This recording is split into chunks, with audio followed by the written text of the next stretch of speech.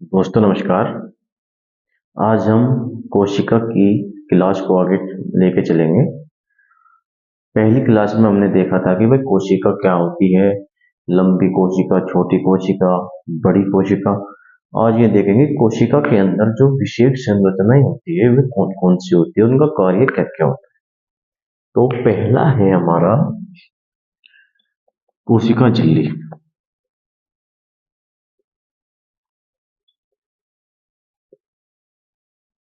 या प्लाज्मा झिल्ली।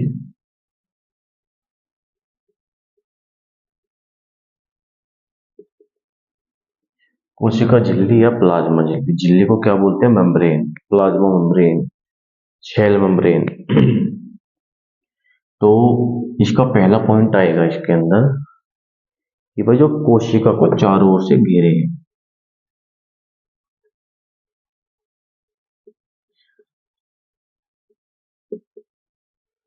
चारों ओर से घेरने वाली झिल्ली क्या होगी? वो कोशिका झिल्ली होगी। अच्छा जी, दूसरा पॉइंट इसमें ये प्रोटीन, फास्फोलिपिड और कार्बोहाइड्रेट, इससे मिलकर के बनी होती है। किस किस से मिलकर के बनी होगी? प्रोटीन से, फास्फोलिपिड से और कार्बोहाइड्रेट से। जो ये लिपिड है, लिपिड लिपिड के कारण ये क्या होती है? तरलीय, लिक्विड फॉर्म में होती है, तरलीय होती है। ठीक है जी। अब देखेंगे इसकी खोज किसने की थी। खोज कार्ल नेगाली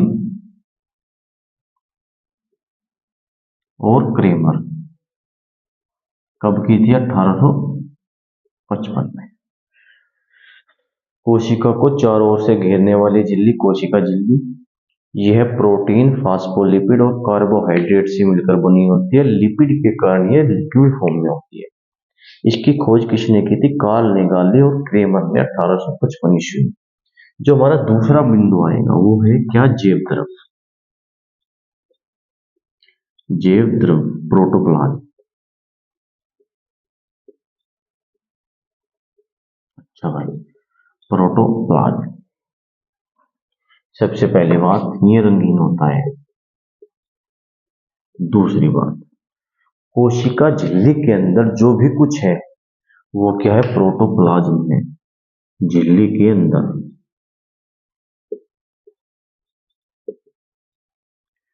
कोशिका झिल्ली के अंदर जो भी कुछ है या जो भी कुछ भरा है वो क्या होगा? हमारा जैव द्रव्य होगा। ये हमने कोशिका बना दी। ये क्या होगी? हमारी झिल्ली, मेम्ब्रेन। और ये क्या होगा हमारा? ये होगा हमारा प्रोटोप्लाज्म, जैव द्रव्य। ठीक है भाई। अच्छा जी, प्रोटोप्लाज्म हमारा केंद्रक और कोशिका द्रव, इससे मिलकर के बना होता है।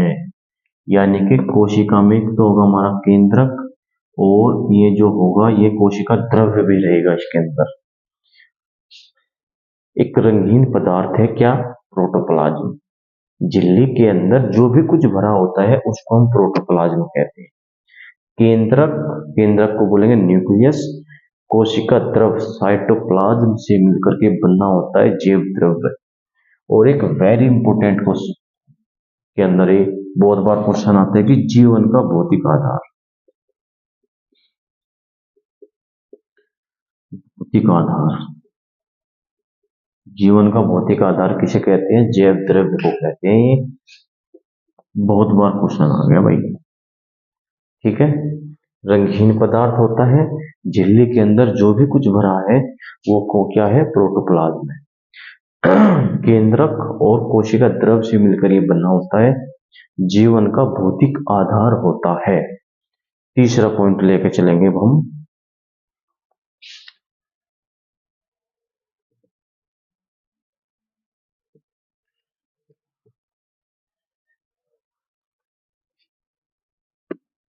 कोशिका द्रव, साइटोप्लाज्म।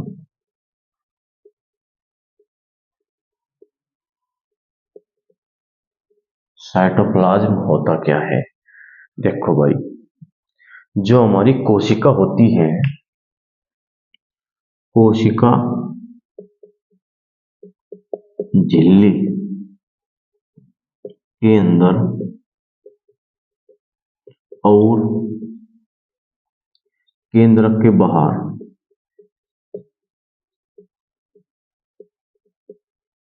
जो भी कुछ है उसे हम साइटोप्लाज्म बोलेंगे।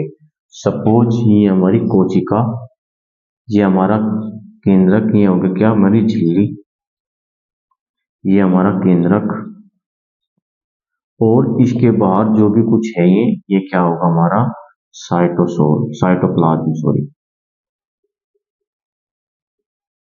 मतलब जो हमारी विशेष संरचनाएं mitochondria, lysosome, ribosome, Golgi bodies, जो भी कुछ रहेगी वो साइटोप्लाज्म के अंदर रहेगी। ठीक है, कोशिका झिल्ली के अंदर और केंद्र के बाहर जो भी कुछ भरा रहता है वो हमारा कोशिका द्रव होता है, प्रोटोप्लाज्म होता है। अब अगला पॉइंट आएगा एक साइटोसोल। साइटोसोल देखो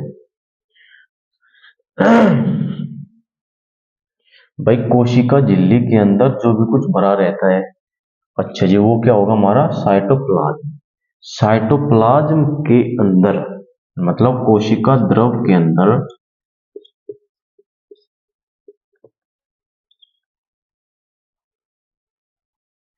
कोशिका द्रव को छोड़कर जो तरलीय भाग होता है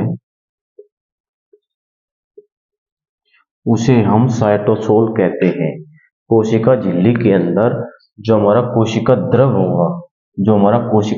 होगा जिसमें हमारी विशेष संरचनाएं होती है, उसको छोड़ करके जो तरलीय भाग होगा उसको हम क्या कहेंगे, साइटोसोल कहेंगे। सपोज जैसे ये हमने माइटोकॉन्ड्रिया बना दिया, ये हमने गोल्जी बॉडीज बना दी, ये हमने राइबोसोम बना दिया, इसके अलावा जो कुछ है ये तरलीय भाग, ये क्या है, साइटोसोल होता है। ठीक है, कोशिका द्रव साइटोप्लाज्म क्या होगा, कोशिका झिल्ली के अंदर और केंद्र के बाहर जो भी कुछ है वो हमारा हो गया साइटोप्लाज्म।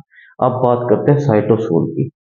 भाई कोशिका द्रव जिसमें विशेष संरचनाएं होती है, जिसमें माइटोकॉन्ड्रिया, लाइसोसोम, राइबोसोम्स होता है, उनको छोड़ करके जो तरलीय भाग होगा उसको हम साइटोसोल कहेंगे। ठीक है, अच्छा जी।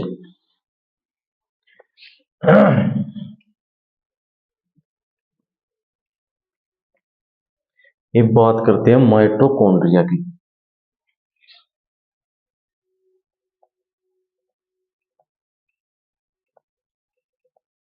माइटोकॉन्ड्रिया माइटोकॉन्ड्रिया को हम क्या बोलेंगे, पावर हाउस, एटीपी मिल और बायोब्लास्ट, ये इसके क्या है, नाम है।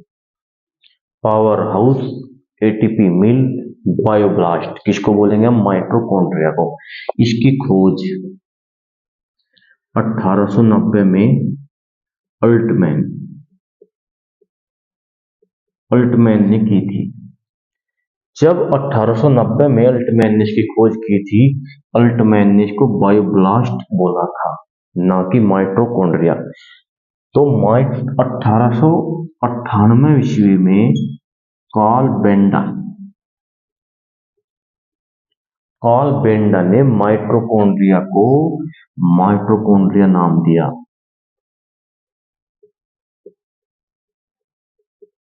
क्या दिया, माइटोकॉन्ड्रिया को माइटोकॉन्ड्रिया नाम दिया।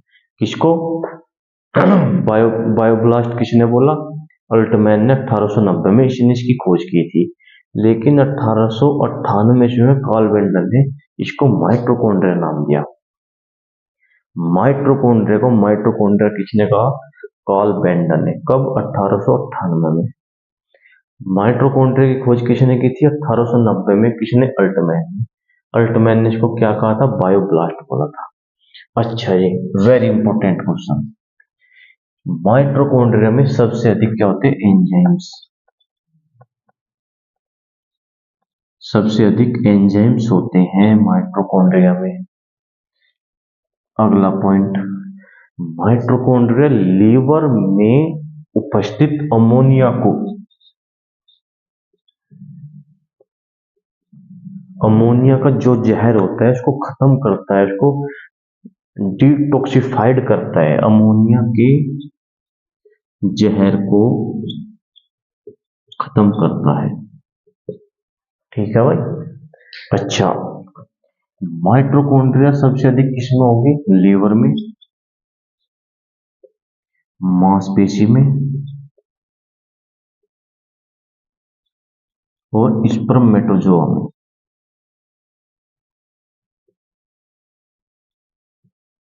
ठीक है, ये होगी हमारी माइटोकॉन्ड्रिया। क्या क्या? इसको क्या बोलेंगे हम? पावर हाउस, एटीपी मिल, बायोब्लास्ट। खोज 1890 में अल्टमैन ने की थी, बायोब्लास्ट इसका नाम दिया। 1898 में कार्ल बेंडर ने इसको माइटोकॉन्ड्रिया कहा। इसमें सबसे अधिक एंजाइम्स होते हैं, ये लीवर में उपस्थित अमोनिया के जहर को खत्म करते हैं। ये सबसे अधिक लीवर में, मांसपेशी में और स्पर्मेटोजोआ में पाए जाते हैं। आज के लिए इतना ही। Thank you. जय हिंद, जय भारत।